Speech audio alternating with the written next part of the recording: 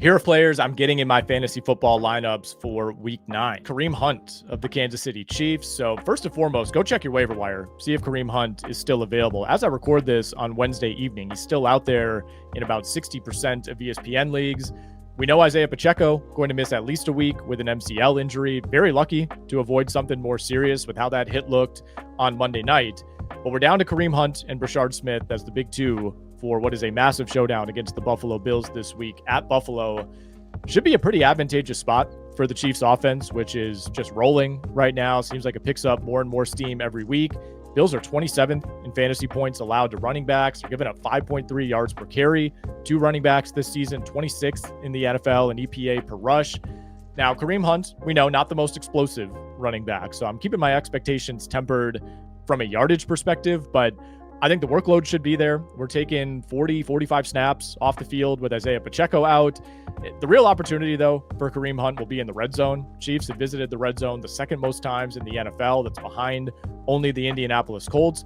We just saw Kareem Hunt vulture a couple of touchdowns from Pacheco last week against the Commanders. This is the time to get Kareem Hunt in your lineup. Should be a high-scoring game. Should be red zone opportunities for that Chiefs offense. And who knows? Maybe the Chiefs go out. They look to upgrade the running back position before the deadline. Breece Hall, Tony Pollard, they could be in play. Start Kareem Hunt while you can. Got a couple quarterbacks to discuss this week. The first quarterback I'm getting in my lineups, Dak Prescott of the Dallas Cowboys. Coming off a rough game against the Denver Broncos. If you benched him and you had the foresight, good on you, because that was really his first bad game of the year. Finished with just 8.6 fantasy points, easily his fewest of the season. Prior to that, though, he'd given you 31, 28, 22, 23 in his last 4 games. In general, this matchup against the Cardinals, they haven't been the most fantasy-friendly defense to target. They're allowing just 19 points per game to quarterbacks. They've also faced Spencer Rattler, Bryce Young, Mac Jones, and Cam Ward in 4 of their 7 games so far. We saw Daniel Jones. We saw Jordan Love play well on that defense before the bye. The underlying numbers also not that encouraging for Arizona. 25th in defensive success rate, 20th in EPA per pass, 21st in ADOT allowed. Not a total disaster, but not great.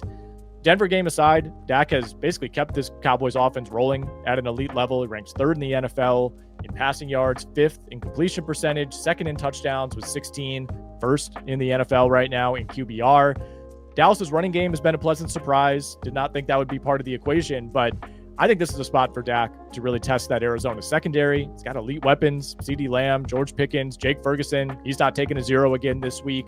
Even after a letdown against Denver, I'm starting Dak with confidence. Another quarterback to consider this week, Caleb Williams of the Chicago Bears. So I know we can have our qualms with what we saw from Caleb Williams last week. We'll get into that in a moment, but this is really as simple as just targeting the matchup against Cincinnati.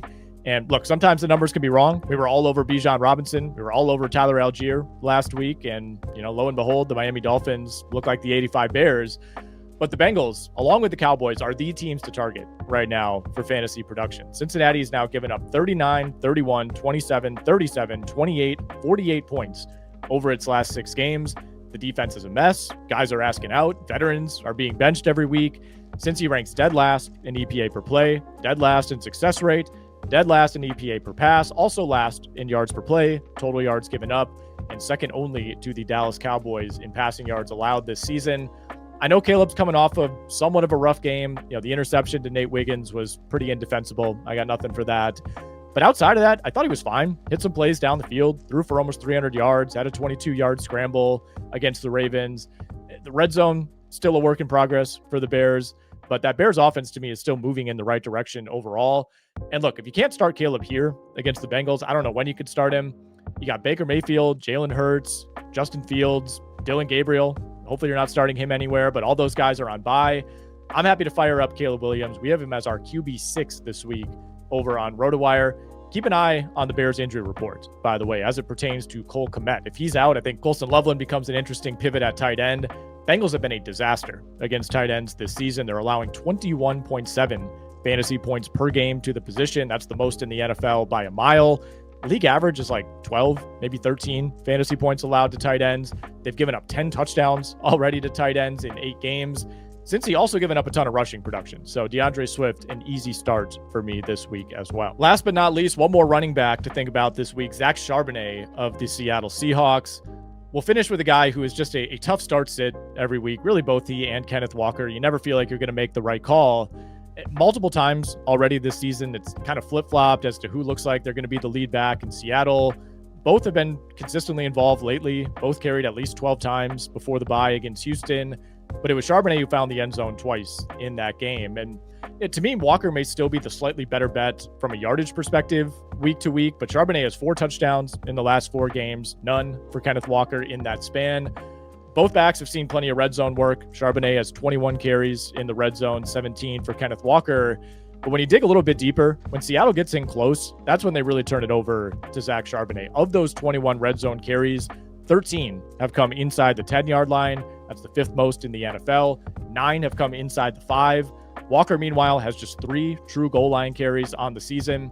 You look at this matchup against Washington, it's a defense that, generated a couple turnovers against Kansas City, was able to hang around, but on balance has struggled over the last few weeks. Washington's allowed the 7th most red zone possessions this season. Opponents are converting those at about a 65% clip. That's bottom 10 in the NFL. You're never really going to be fully confident starting one of these Seattle backs, but I'm fine using Charbonnet as an RB2 this week, especially with Breece Hall, Quinshon Judkins, Saquon Barkley, Rashad White / Bucky Irving, all those guys on bye this week.